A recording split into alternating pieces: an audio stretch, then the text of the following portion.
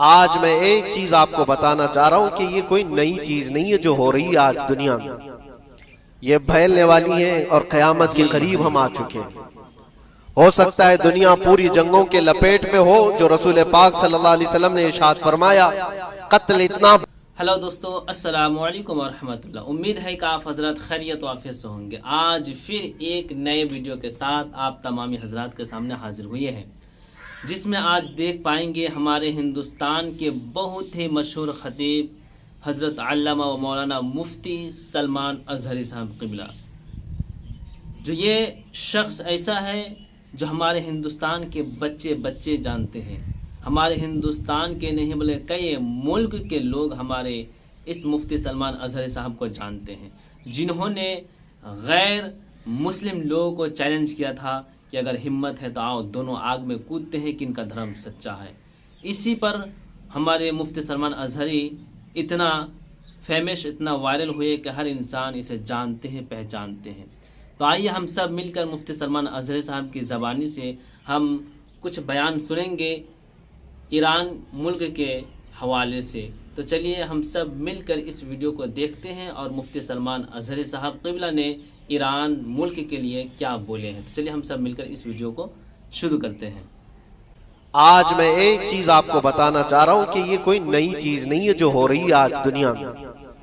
ये फैलने वाली है और क़यामत के करीब हम आ चुके हैं।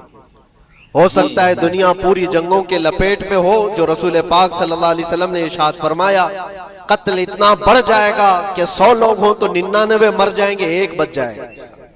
कत्ल इतना बढ़ जाएगा, ये जंग की आग हो सकता है आसपास सब फैल जाए, जिसकी वजह से इस वबा में, इस बला में सब मुलव्विस होने लग जाएंगे। और एक बात ये भी याद रखो, चाहे जैसी भी हुकूमत हो, तारीख पूरी उठा करके देखना, जुल्म के बाद जो गुरूर और तकब्बुर में आकर फिरौन बनने की कोशिश करता है, उसका अंजाम अल्लाह ताला बहुत भयानक फरमाता है। मिल्लत इस्लामी, अस्सलामु अलैकुम व रहमतुल्लाहि व बरकातुहू। व अलैकुम सलाम व रहमतुल्लाह। अल्हम्दुलिल्लाह, अल्हम्दुलिल्लाहिल हन्नानिल मन्नान, अल्लज़ी खलक़ल इंसाना व अल्लमहुल बयान, वस्सलातु वस्सलामु अला रसूलिही सय्यिदिल इंसी वल जान व अला आलिही व अस्हाबिही ज़विल खैरि वल इहसान, अम्मा बअद। फ़अऊज़ु बिल्लाहि मिनश शैतानिर रजीम, बिस्मिल्लाहिर रहमानिर रहीम। वज़ुरिबत अलैहिमुज़्ज़िल्लतु वल मस्कनतु वबाऊ बिग़ज़बिन मिनल्लाह, ज़ालिका बिअन्नहुम कानू यकफ़ुरून बिआयातिल्लाहि व यक़्तुलूनन नबिय्यीन बिग़ैरि हक़्क़, ज़ालिका बिमा असौ व कानू यअतदून। सदक़ल्लाहु मौलानल अज़ीम। बारगाह रिसालत मुआब सल्लल्लाहु अलैहि वसल्लम में दुरूद पाक का हदिया पेश कर लें। अल्लाहुम्मा सल्लि अला सय्यिदिना व मौलाना मुहम्मदिन मअदनिल जूदि वल करम व आलिहि व अस्हाबिहिल किराम व इब्निहिल करीम व बारिक व सल्लिम सलातन दाइमतन सरमदन अबदा। इकबाल ने कहा है, सतीजा कार रहा है अज़ल से ता इमरोज़, शरारे अबू लहबी से चराग़े मुस्तफ़वी। मतलब ये है कि शुरू के दिनों से ही इस कायनात में, इस दुनिया में एक मारका चलता आ रहा है। मारका मतलब जंग, मुकाबला। वो किस चीज का है? इकबाल कहता है, सतीजा कार रहा है अज़ल से ता इमरोज़, शुरू से लेके आज तक एक मुकाबला चलता आ रहा है। वो मुकाबला किसका है? शरारे अबू लहबी से चराग़े मुस्तफ़वी का। मुस्तफ़ा करीम सल्लल्लाहु अलैहि वसल्लम की चिराग की रोशनी का मुकाबला अबू लहब की शरारतों के साथ। तो एक तो ये कि इस्तिआरा है, इससे पहले भी फिरौन और मूसा का, नमरूद और इब्राहीम का अलैहिमुस्सलाम, ये मुकाबला इस रुए अर्दी पर चलता रहा और हक व बातिल के मारके होते रहे और होते भी रहेंगे। फी ज़माना हम जो हालात देख रहे हैं पूरी दुनिया में, आज जंगों के हालात जो पेश किए जा रहे हैं, लोग तो अब ये खबरें ऐसे सुन रहे हैं, किसी के यहाँ बम गिरने की, मिसाइल गिरने की, तो ऐसा लग रहा है जैसे बच्चे पटाखे फोड़ रहे हैं। लोग यहाँ खबरें लेकर के मजे ले लेते हैं, फिर फॉरवर्ड कर देते हैं। मौत इतनी आसान हो गई है कि अल्लाह के नबी सल्लल्लाहु अलैहि वसल्लम ने 1400 साल पहले ये इरशाद फरमाया था कि एक ज़माना आएगा कि हरज बढ़ जाएगा। तो सहाबा ने पूछा था ये हरज क्या है? तो हुजूर अकरम सल्लल्लाहु अलैहि वसल्लम ने इरशाद फरमाया था कि कत्ल बहुत ज़्यादा होगा। जी, एक दूसरे का कत्ल इतना ज़्यादा होने लगेगा कि लोग उसकी परवाह भी नहीं करते। आज मुझे आज बताओ, दुनिया पूरी बहुत सारे इश्यूज पर बैठकें कर रही है, ग्लोबल वार्मिंग पे है, दुनिया में इन्वायरमेंट की चेंजिंग पर, मौसम का तापमान बढ़ रहा है, इस पर मीटिंगें हो रही हैं, बड़ी बड़ी तंजीमें बैठती हैं। ये ढकोसला है ये दुनिया का, ये मगरिबी दुनिया, वेस्टर्न कंट्रीज का दिखावा है। ये एनिमल लवर्स को भी बाहर लेकर के आते हैं, उनको बहुत ज्यादा कवरेज दिया जाता है। ये कुत्ते से प्यार करने वाला है, ये मुर्गी से प्यार करने वाला है। जालिमों, 40,000 नहीं 50,000 लोगों को फिलिस्तीन में तुमने ना हक मार दिया, उस पर कोई बैठक नहीं करते। जी जी, मौत इतनी आसान है इंसानों की। जंग जिससे है, मुकाबला जिससे है, तुम्हारा आपस में बराबर की ताकत का मुकाबला हो तो समझ में आए कि एक दूसरे की फौजों से मुकाबला है। इधर की फौज भी मर रही, उधर की फौज भी मर रही है, लेकिन निहत्ते बच्चों का क्या कसूर? बल्कि वो गोद में आए हुए अभी जिन्होंने शऊर की आंखें भी नहीं खोली, दूध पीते बच्चों के जो कत्ल हुए हैं।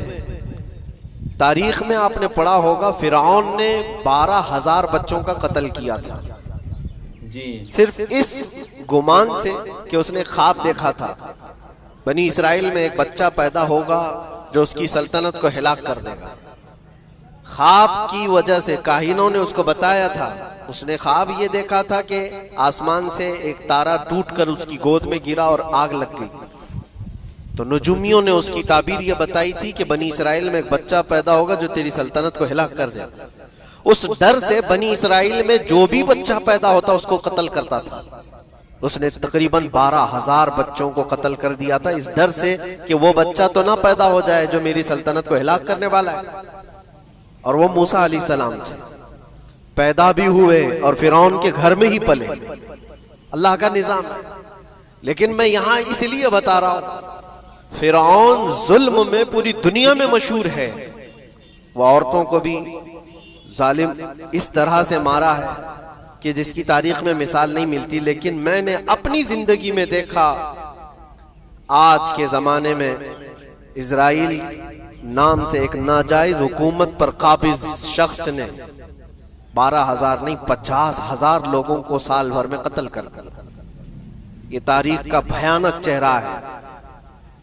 आज लोग इसको हल्के में ले रहे होंगे, न्यूज वाले एक तरफा रिपोर्ट करते हैं क्योंकि इनको इनके बाप दादाओं से डर है, जहां की खाते हैं वहां की गाते हैं। लेकिन बाद को ये सच्चाइयां जनरेशन में मुंतकिल होती रहेंगी। कभी तो आएगा कोई इंसाफ की नजर रखने वाला। और इंसानियत का कत्ल कितना बड़ा कत्ल है, एक शहर के 50,000 लोगों को कत्ल कर देना, और ऐसे कि वहां की इमारतें पूरे राख के मलबे में चली गई। सदियां लग जाती एक शहर को बसने में, एक घर को बनाने में आदमी की अपनी जिंदगी गुजर जाती है। क्या क्या अरमानों से घर बनाते हैं, लेकिन एक पल में किसी का घर उजाड़ दिया, उसके सामने तड़पते हुए उसके बाप की लाश हो, माँ की लाश हो। वो तस्वीरें क्या आपने नहीं देखी कि एक बाप छोटी सी बेटी को लेकर के दौड़ रहा है, तो उसका बेटा अलग पैर और हाथ जले हुए बम से तड़प रहा है। वो किसके दर्द को देखे? यहां तक कि मैंने देखा कि बेटी को बाप ये नसीहत कर रहा है, थोड़ा और सब्र कर ले बेटा, शहादत मिलने वाली है। कौन करता है ये? मौत से पहले अपने बच्चे को इतनी तलकीन कर दे। हालात ऐसे, दूसरे एक कि वहां पर खाने पीने की ऐड कोई जा नहीं सकती, उस पर पाबंदी, दवाइयां ना जाए उस पर पाबंदी। दुनिया का कोई कानून इस चीज को जायज ठहराता है? मुझे बताओ, आतंकवाद का राग अलापने वाले इन बातों को क्या कहेंगे? इंसानियत अगर कहीं है तो उसका तसव्वुर तो करो। किसी के फंडामेंटल राइट्स होते हैं, बेसिक राइट्स होते हैं, खाना पीना, ये उसका इंसानी हक है। दुश्मनी तुमसे जिनकी है उनके साथ मुकाबला करो, आम शहरियों के साथ नहीं। मुखबिर सादिक रसूल अकरम सल्लल्लाहु तआला अलैहि वसल्लम की तालीमात देखो। जिहाद को लेकर जो प्रोपेगेंडा तुम फैलाते हो और हर चीज को जिहाद का लफ्ज दे करके एक ऐसा नैरेटिव क्रिएट करते हो कि लोगों के दिमाग में एक प्रोपेगेंडा फैल जाए। आओ मैं तुम्हें सुनाता हूँ, रसूल पाक सल्लल्लाहु तआला अलैहि वसल्लम जब सहाबा जिहाद में जाते तो उनको किन बातों की तलकीन करते थे। सबसे पहले मुजाहिदीन सहाबा से कहते, जिस जगह तुम जा रहे हो मुकाबला तुम्हारा जिनके साथ है उन्हीं से मुकाबला करना। जो तुम्हारे खिलाफ तलवार उठाए उसके खिलाफ तुम तलवार उठाओ, और रास्तों पर बैठे हुए बूढ़ों को हाथ ना लगाना, किसी औरत के साथ छेड़छाड़ ना हो, हामला औरतें अगर कैद में आ जाएं तो उन्हें छोड़ देना। ये हुजूर पाक सल्लल्लाहु अलैहि वसल्लम की तालीमात है। हत्ता के रसूल करीम सल्लल्लाहु अलैहि वसल्लम ने फरमाया, जिस शहर में तुम्हारा गलबा हो जाए, तुम गालिब आ गए वहां की फौज पर, तो वहां के रहने वालों के बच्चों को ना जुल्म करना, उनको ना पकड़ना। फिर तालीमात में ये है, वो चाहे जिस मजहब के भी लोग हैं उनके माबदों को, उनकी इबादत गाहों को खत्म नहीं करना, उनकी इबादत गाहों को तोड़ फोड़ ना करना जिस शहर में तुम जा रहे हो।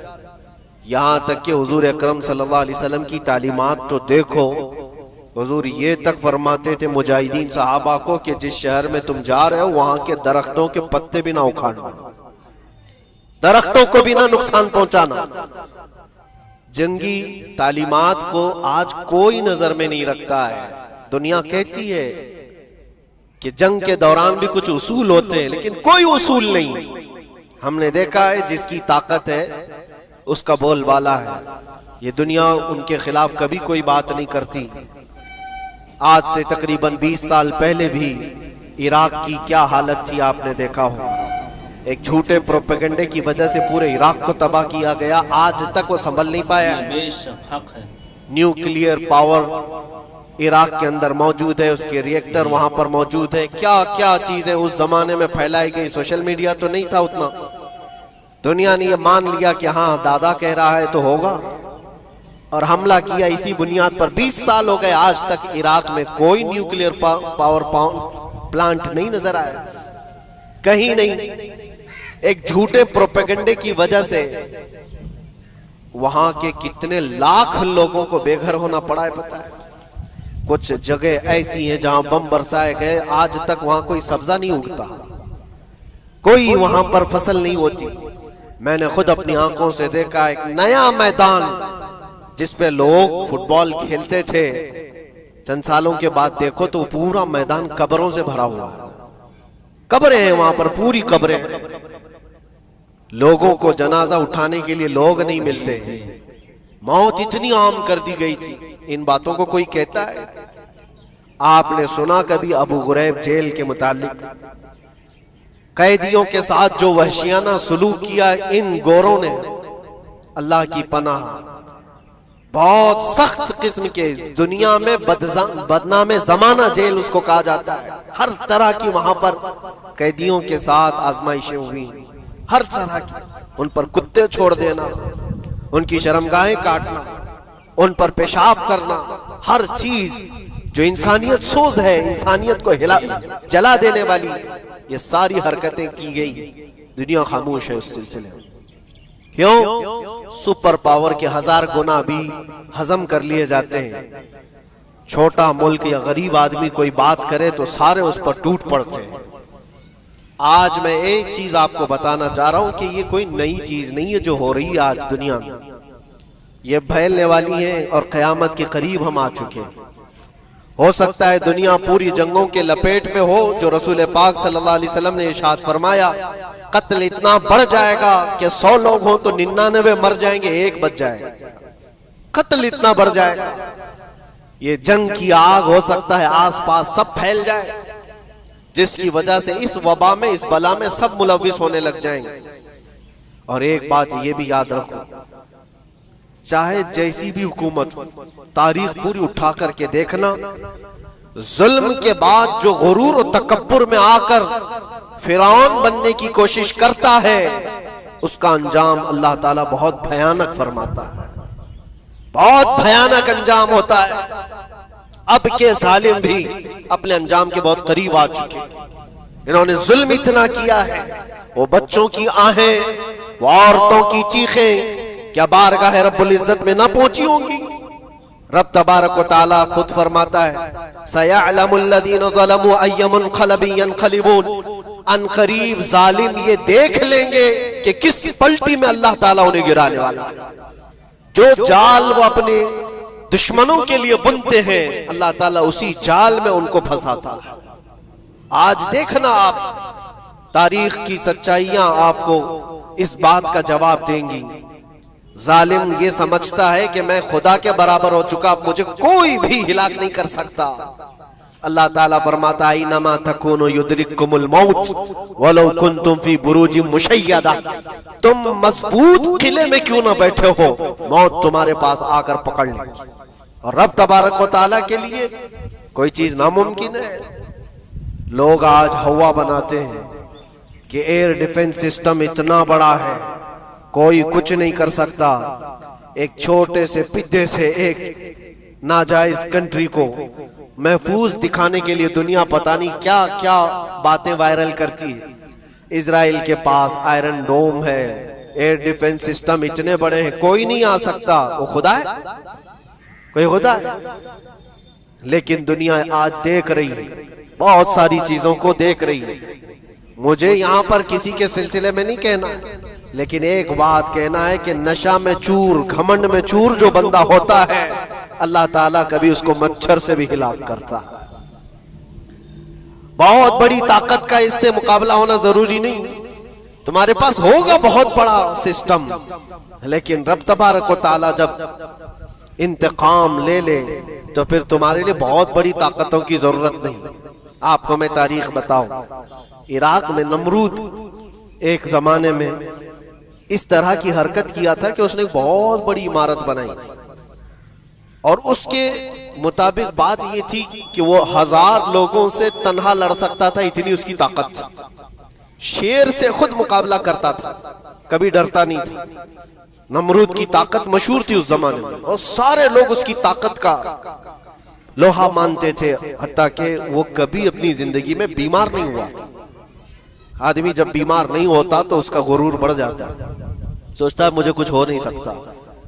नमरूद ने उसके बाद ये देखा सारी दुनिया मेरे कब्जे में है, ताकत और दौलत के जखीरे सब उसके पास है, लेकिन एक चीज नहीं थी, मौत। मौत पर कंट्रोल।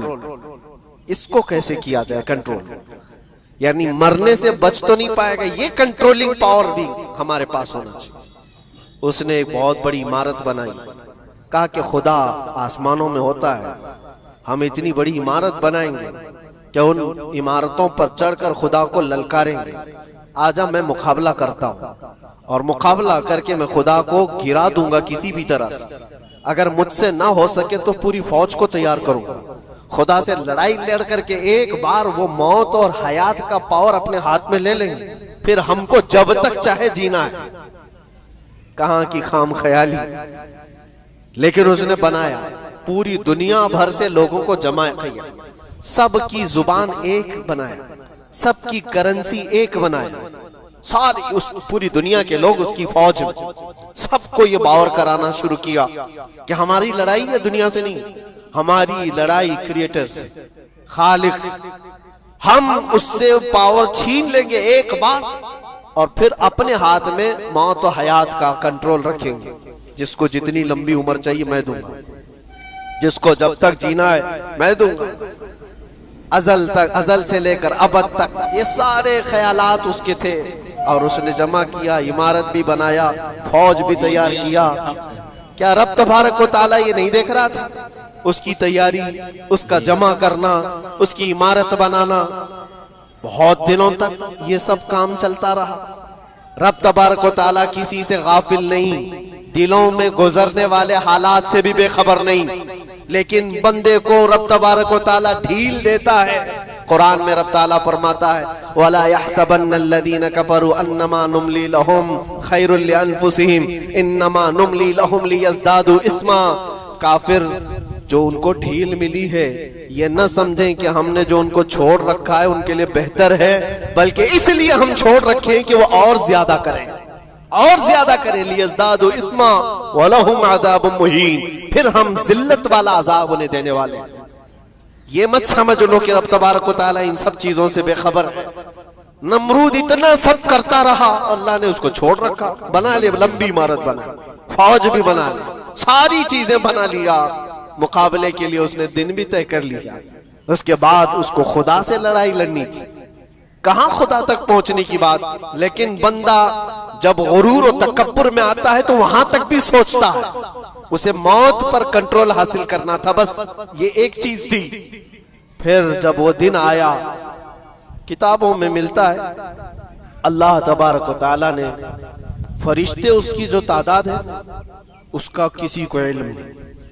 बारिश के जितने कतरात गिरते हैं ना, एक एक फरिश्ता बूंद लाकर रखता है। अब आप अंदाजा कर सकते हैं फरिश्तों की तादाद कितनी हो सकती।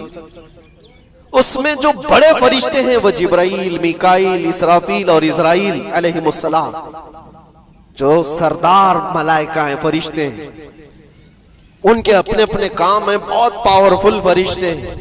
इनकी बात नहीं कर रहा, किसी एक आम फरिश्ते को रब तबारक व तआला ने बुलाया और फरमाया जाओ जमीन पर, हमारे एक बंदे ने हमसे लड़ाई का इरादा कर लिया।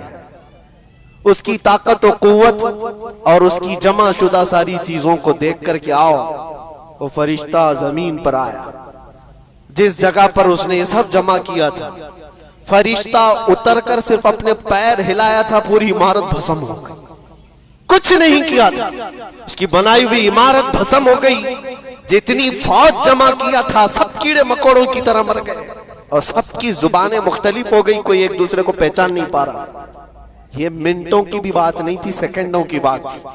फरिश्ता वापस चला गया, नमरूद का जवाल हो गया, खत्म हो गया। ये तारीख की एक बात है, और ये रिवायत हम अपनी किताबों में नहीं रखते, ये रिवायत यहूदियों की किताबों से ही है। यहूदी इस बात को यकीन करते हैं, और इसी वजह से इस बात पर वो दोबारा अमल करने के लिए फिर कोशिश में है। न्यू वर्ल्ड ऑर्डर जो कहा जाता है, पूरी दुनिया को इकट्ठा करना, एक करेंसी बनाना, एक लैंग्वेज पर लाना, और सबको मिलाकर के एक ताकत हासिल करना, स्पेस पर जाना, और फिर वही चीजें दोहरानी जा रही है दुनिया। वही चीज एक दोबारा बार ट्राई करना है, जिसके लिए आपको पता है ये छोटी सी कौम पूरी दुनिया पर कंट्रोल हासिल करने के कैसे कैसे ख्वाब देखती। अगर आप जाएं, इस्लाम दुश्मनी तो इनकी पुरानी है, लेकिन ये जो 50,000 लोगों का कत्ल है, ये सिर्फ और सिर्फ उनके अपने एक छोटे मकसद के लिए। हो सकता है बहुत सारी बातें, गजा पट्टी एक ही इलाका बचा हुआ है फिलिस्तीन का, बाकी सब तो ये कब्जा कर चुके। 1947 के बाद, 48 के बाद छोटा सा हिस्सा जो बाकी गजा पट्टी, जिसकी 20 लाख की आबादी, उस इलाके पर इतनी ज्यादा क्यों क्रूरता है, क्यों? बाकी सब जगह पर और भी दीगर जगह पर, यरूशलेम में, वेस्ट बैंक में, कई जगहों पर मुसलमान आबाद हैं। ये गजा के लिए क्यों इस कदर सख्तियां हैं? दुनिया को बताने के लिए तो ये एक आतंकवाद जमात है हमास, जिसका मुकाबला करने के लिए हम ये हमले कर रहे हैं। लेकिन आज तक ये दुनिया को बता नहीं सके कितने हमासियों को कत्ल किया, कितने हमास के लोग पकड़े गए, कितनों को मारा गया, चंद होंगे। लेकिन उसके बदले में जो भारी कीमत चुकाई हो गजा के निहत्ते लोगों ने, 50,000 लोगों का कत्ल, ये तो रिकॉर्ड पे दिख रहा है। बाकी अल्लाह वालम, बाकी कितने हैं जिनकी तादाद मिल ना सकी हो। बाज दानिश्वरों ने यह भी बताया, उसको सिर्फ और सिर्फ एक कैनल बनाना है जो दुनिया की ट्रेडिंग पर कब्जा हासिल करने के लिए। जो सुएज कैनाल है इजिप्ट का, जिससे मेडिटेरेनियन सी से लेकर के गुजरते हैं, दो समंदरों को जोड़ने के लिए एक कैनल है मिस्र में, इजिप्ट में, जहां से इजिप्ट हर गुजरने वाले जहाज से टैक्स लेता है, हर गुजरने वाले जहाज से एक भारी कीमत लेता है, जिससे ट्रेडिंग पर असर भी रहता है। और जब वो चाहे बंद करे, 2 मरतबा उसने बंद भी किया था तारीख में 1950 के बाद। और ये ख्वाब देखता है इजराइल कि हम अपनी ही जगह से एक कैनल बना लें तकरीबन 300 किलोमीटर, जिसके लिए उसको गजा हासिल करना बहुत जरूरी है। ये बाज लोगों की अपनी तहकीक है। तो क्या कोई अपने मफाद का हासिल करने के लिए 50,000 लोगों का कत्ल कर सकता है?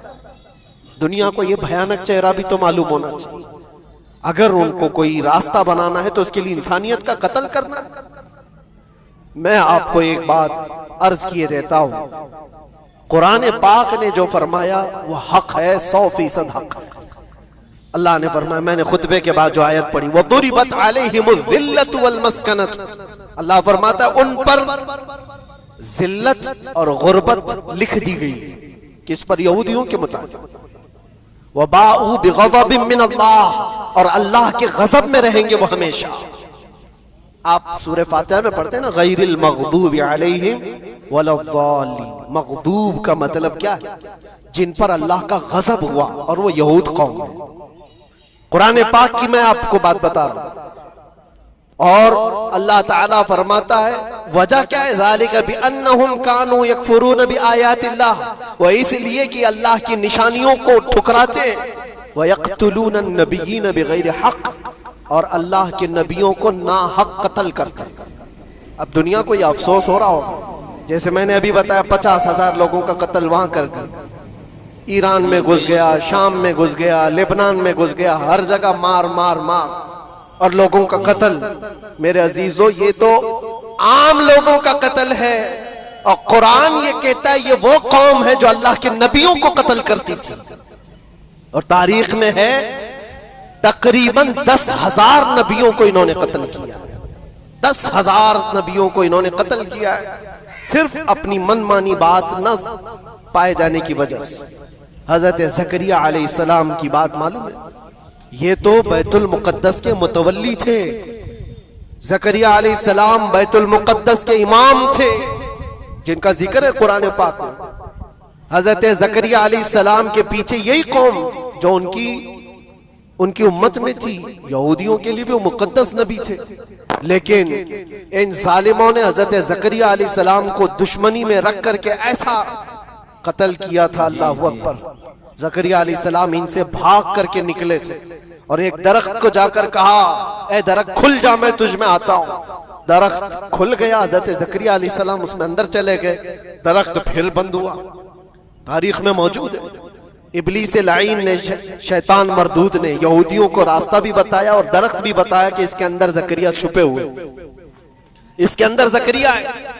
यहूदियों ने तेज आरी लेकर के दरख्त को ऊपर से काटना शुरू किया कि दरख्त के 2 टुकड़े होंगे तो ज़करिया अलैहिस्सलाम तक भी पहुंच जाएंगे। उन्होंने आरी से काटते काटते काटते उनके सर तक पहुंचा दिया।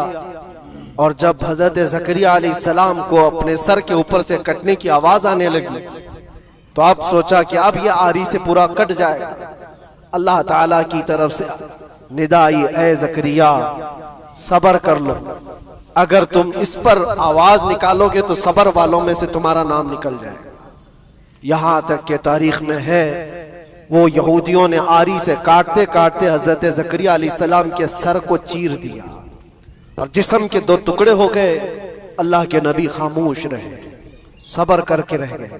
उनके बेटे यहया अलैहिस्सलाम ने यहूदियों के एक गवर्नर या बादशाह को यह कहा था कि एक निकाह में 2 बहनों को रखना जायज नहीं। उसने 2 बहनें एक साथ अपनी ज़ौजियत में रखा था। सिर्फ इतनी बात पर हजरत यहया अलैहिस्सलाम सिर्फ 33 साल के जवान थे। उस यहूदी जालिम ने यहया अलैहिस्सलाम के सर को काट करके बर्तन में लाकर नाश्ते में रखा था। अल्लाह के नबी की बात कर रहा हूं। अल्लाह के नबी के सर को काट कर तश्त पे रखा था। लेकिन तारीख की सच्चाइयां बताती हैं कि वो कटे हुए सर से यहया अलैहिस्सलाम बोलते थे, ए जालिम, अब भी मैं कहता हूं एक निकाह में 2 बहनों को रखना हराम है, हराम है। ये अल्लाह के नबियों की जिंदगी में बता रहा हूं जिनके साथ इन्होंने किया। ईसा अलैहिस्सलाम, ये पागल ईसाई जो आज उनकी कपड़ों में जाकर बैठे हुए होते हैं, जबकि जिंदगी भर ये लड़ते रहे हैं। कुरान भी कहता है वकालतिल यहूदु लैसतिन नसारा अला शै वकालतिन नसारा लैसतिल यहूदु अला शै। दोनों लड़ते थे। यहूदी कहते ईसाई कोई चीज ही नहीं, ईसाई कहते थे यहूदी कोई चीज ही नहीं। इनकी जंगें इतनी खतरनाक हुई, ये सब लिपापोती करके आज दिखाते हैं कि हम सब एक हैं। बहुत गहरी दुश्मनियां इनके दरमियान थी। ईसाइयत, हजरत ईसा अलैहिस्सलाम को क्या किया गया? जब उन्होंने अपने पैगामात फैलाए तो ईसा अलैहिस्सलाम को भी कत्ल करने का मंसूबा यहूदियों ने बनाया था, और पूरे लोग आकर हजरत ईसा अलैहिस्सलाम के घर को घेराव कर लिए। ईसा अलैहिस्सलाम को उस रात अल्लाह ताला ने आसमानों पर उठा लिया, और एक यहूदी को अंदर देखने के लिए भेजा था यहूदियों ने कि जाकर देखो ईसा है कि नहीं। तो अल्लाह ताला ने वो आए हुए यहूदी को ईसा अलैहिस्सलाम की शक्ल दे दी, ईसा अलैहिस्सलाम को उठा लिया। यहूदी जो बाहर खड़े मुंतजिर थे, हमारा आदमी अंदर गया है देखने के लिए, मारने के लिए, कत्ल करने के लिए, अभी तक आया नहीं। तो सब के सब अंदर घुस गए, देखा वो आदमी बैठा हुआ है, उसी को पकड़कर लाकर सूली पर चढ़ा दिया ईसा समझ करके। लेकिन इत्तेफाक ये है कि उसको पूरी शक्ल नहीं दी गई थी। आधी शक्ल ईसा अलैहिस्सलाम की थी और आधी उसकी खुद की थी। बाद में यहूदियों में खुद इख्तिलाफ हो गया, हमारा बंदा कहां गया जो ढूंढने के लिए गया था, वो गायब कहां है? और अगर ये हमारा बंदा है जो ढूंढने के लिए गया था तो फिर ईसा कहां है? ये इख्तिलाफ में, ये शक में 550 साल गुजर गए। फिर मेरे मुस्तफा सल्लल्लाहु अलैहि वसल्लम तशरीफ लाए और कुरान ने इस बात को वाज़ेह किया, न तुमने ईसा का कत्ल किया, न सूली चढ़ाई है। ईसा अलैहिस्सलाम जिंदा है, अल्लाह ने आसमानों पर उन्हें उठाया। ये तो ईसाइयों पर एहसान है कुरान का, जो सच्चाइयां 550 साल पहले की बताया। मेरे अजीजों, ये तारीख में आपको बता रहा हूं, नबियों का कत्ल करने वाली कौम, उनके सामने आम इंसान क्या माने रखते हैं? ये दुनिया की सारी कौमों को हकीर समझने वाली कौम, दुनिया के पूरे जखीरों को अपनी मिल्कियत समझने वाली कौम, उनका अकीदा है ये दुनिया का जितना गोल्ड है, जितना सोना है, उस पर सिर्फ और सिर्फ उनकी कौम का कब्जा होना चाहिए, पूरी दुनिया को। आपको पता है मदीने तैयबा में हुजूर पाक सल्लल्लाहु अलैहि वसल्लम की आमद से पहले ये सब के सब मदीने में बसे हुए थे। 550 साल से इंतजार कर रहे थे हुजूर के आने का। दूसरी कौमों को डराते थे, क्यों? उनकी किताब में मौजूद था आखिरी नबी के आने की सारी बातें मौजूद थी। आखिरी नबी आएंगे, उनके मानने वालों का गलबा होगा, वो अपने नूरे नबूवत से लोगों के दिलों को पाक करेंगे। उनकी शक्ल भी बताई गई थी तौरात में, उनके आने की जगह भी बताई गई थी। पूरे हिजाज में खजूरों का झुंड एक इलाका होगा जहां ये नबी आएंगे, और वो मदीने के अलावा कोई जगह ही नहीं थी। यहूदी ये सब चीजें देखकर हुजूर के आने से 550 साल पहले से इंतजार में थे, वो नबी यही आएंगे, यही आएंगे। और दूसरी कौमों को डराते थे, हमसे मत उलझना, आखिरी नबी आने वाले हमारे, और उस नबी के आने के बाद फिर हम चुन चुन कर तुमसे बदला लेंगे। और जब कभी मुसीबत आती तो अल्लाह से दुआ भी ये करते थे कि अल्लाह वो आखिरी नबी जो हमारे इलाके में आने वाले हैं, उनके सदक़े में तू हमारी बलाओं को दूर कर। ये वो कौम है जो हुजूर आखिरुन नबीयीन सल्लल्लाहु अलैहि वसल्लम के इंतजार में वक्त काट रही थी। लेकिन हुआ ये, उनका अकीदा ये था कि आखिरी नबी तो बनी इसराइल में ही पैदा होंगे, हमारे खानदान में पैदा होंगे। इन्होंने ठेका ले रखा है आखिरी नबी कहां पैदा होंगे ये फैसला करेंगे। अल्लाह तबारक व तआला ने आखिरी नबी हमारे आका सल्लल्लाहु अलैहि वसल्लम को बनी इसराइल में नहीं, बनी इस्माइल में पैदा किया। इस्माइल अलैहिस्सलाम के औलाद में पैदा किया, और ये इस्माइल अलैहिस्सलाम की औलाद पूरे अरब में आबाद थी। अरब में पूरी आबादी इस्माइल अलैहिस्सलाम की थी। मक्का को आबाद किसने किया? इस्माइल अलैहिस्सलाम। इस्माइल अलैहिस्सलाम की औलाद पूरे मक्का में, आसपास सब इलाकों में आबाद, सारी जितने भी नस्ब है वो इस्माइल अलैहिस्सलाम तक पहुंचते हैं, अरब वालों की। और ये यहूदी बनी इसराइल है, यानी याकूब अलैहिस्सलाम की औलाद में से, और ये दूसरों को हकीर जानते थे। जब तक ये लोग अरब में थे, मदीने में थे, इन्होंने हर एक को हकारत से देखा। अरबों से इनके ताल्लुकात ऐसे नहीं थे, आम लोगों से कहते हमारे से बात करने के काबिल नहीं है, सबको उम्मी कहते थे, अनपढ़, जाहिल, ऐसे अल्फाज से अरबों को पुकारते थे। अरबों से अगर इनके ताल्लुकात होते भी तो बड़े बड़े टॉप लीडर जो होते अरबों के, बस उनसे ताल्लुकात थे। आम लोगों को गिनते ही नहीं, कचरा कहते थे। बनी इस्माइल को जब ये कचरा कहते थे, और बनी इस्माइल में जब आखिरी नबी पैदा हो गए तब क्या कहने लगे पता है? कहते नहीं, ये गलत हो गया। आखिरी नबी तो बनी इस्राइल में पैदा होने वाले थे, ये जिब्राइल ने शरारत किया और बनी इस्माइल में जाकर के नबूवत दी थी। कुछ तो ये कहने लगे, कुछ तो कहने लगे वो है ही नहीं आखिरी नबी। लेकिन कैसे इनकार करते? कुरान कहता है यारिफूनहु कमा यारिफून अबनाअहुम, उस रसूल को वो ऐसे पहचानते थे कि अपने बेटों को भी नहीं पहचानते। उनके बेटों के सही होने पर भी उनको इतना यकीन नहीं था कि हमारा ही बेटा है या नहीं, लेकिन हुजूर को देख करके ये यकीन था कि आखिरी रसूल ही, आखिरी रसूल होने की सारी निशानियां उन्होंने जो पढ़ी थी वो सब हुजूर के पास मौजूद थी। इसीलिए तो मेरे अजीजों, जो सहाबा यहूदियत से इस्लाम में आए उन्होंने सब निशानियां देखी। हजरत सलमान फारसी की बात बता, वो ईसाइयत में थे, सालों उन्होंने ईसाइयत में गुजारे और उन्होंने भी यही सब बातें सुनी थी। यसरब एक इलाका है हिजाज में, खजूरों के बागात का झुंड है, वहां पर आखिरी नबी वहीं आने वाले। तो ये कहां से आए थे? सलमान फारसी इराक से आए थे, मदीने में आकर गुलाम बन गए, एक खजूरों के बाग में काम करते थे बरसों तक। फिर वो वक्त आ गया जब हुजूर पाक सल्लल्लाहु तआला अलैहि वसल्लम मक्का से हिजरत करके मदीने आए थे। मस्जिद कुबा जहां है वहां 14 दिन तक हुजूर क़याम किए हुए थे।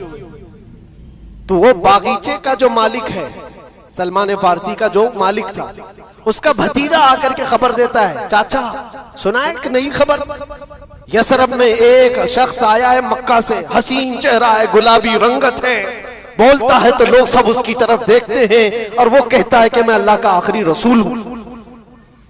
यहूदी का भतीजा अपने चाचा को खबर दे रहा है। सलमान फारसी खजूर के दरख्त के ऊपर बैठे खजूर काट रहे थे या साफ कर रहे थे। ये खबर सुने कि वहां से छलांग लगाकर नीचे आ गए, जिसके इंतजार में तो सालों गुजार दिया था।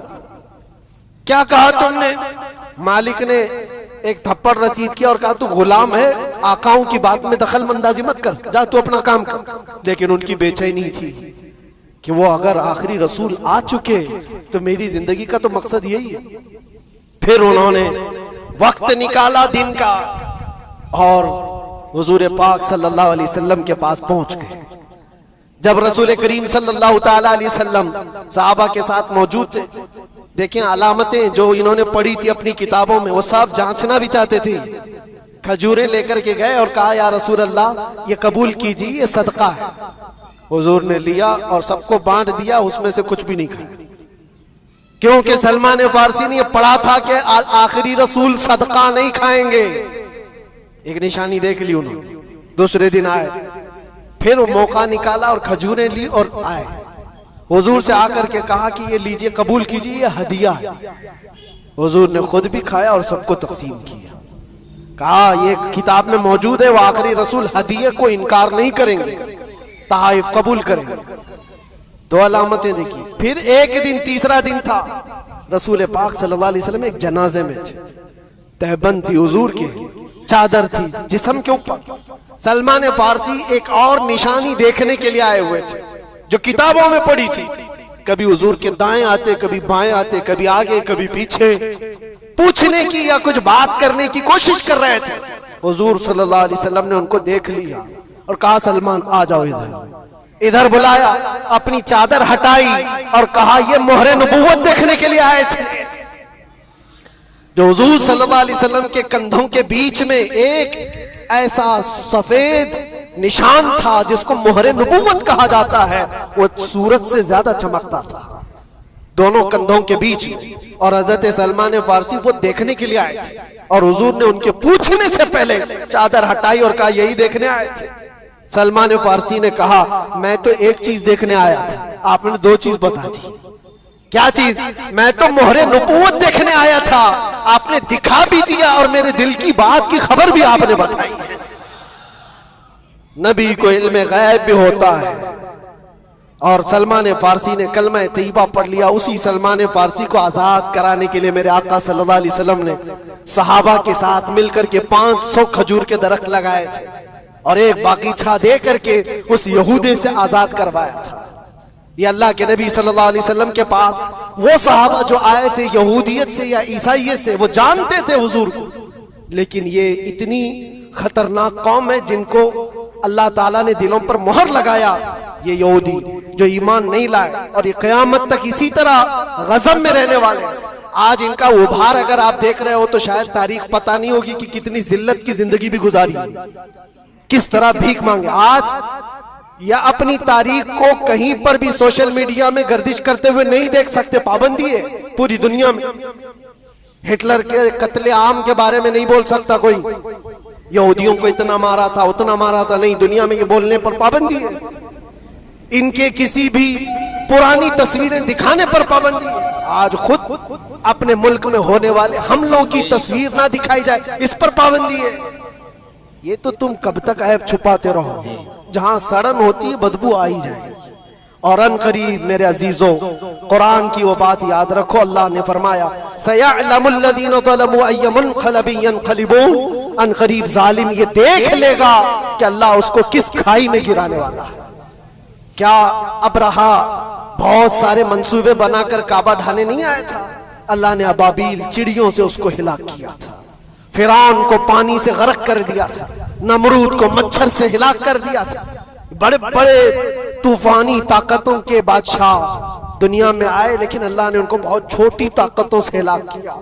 लोग आज ये मुकाबला कंपैरिजन करते हुए बैठे रहते हैं। एक तरफ ईरान है, एक तरफ गजा है, एक तरफ सुपर पावर हुकूमतें हैं। ये सारे कंपैरिजन दुनिया के हो सकते हैं, लेकिन रब तबारक व तआला की बादशाहत और उसकी सल्तनत जब इंतकाम पर आ जाए तो फिर मेरे अजीजों किसी मुल्क की भी जरूरत नहीं, सिर्फ हवाओं से मौला ताला ताकतों को खत्म फरमा देता। दुनिया में फैले हुए एक कोरोना को तुम काबू में नहीं कर पा रहे थे। एक छोटा सा कीड़ा होगा, एक बैक्टीरिया होगा जिसको कंट्रोल में ना ला सके और करोड़ों मौतें हो गई। कौन था ये? मौतों पर कंट्रोल तुम्हारे पास क्यों नहीं आया? सुपर पावर ताकतें बेबस नहीं थी 2 साल पहले? नहीं देखा आपने? और रब तबारक व तआला जब चाहे तो ये पकड़ जालिमों के साथ फरमाएगा। आज के दौर में दुआएं भी ये करो और अंजाम का इंतजार भी करो। ये तुम्हारा भी इम्तिहान है मेरे अजीजों। जो आग पड़ोस में लगी है उसकी चिंगारियां तुम्हारे घर को भी जला सकती हैं। अपने बुरे आमाल से तौबा करो, अल्लाह के गजब से डरो कि उसकी पकड़ ना आए। अल्लाह तबारक व तआला कहने सुनने से ज्यादा अमल की तौफीक अता फरमाए।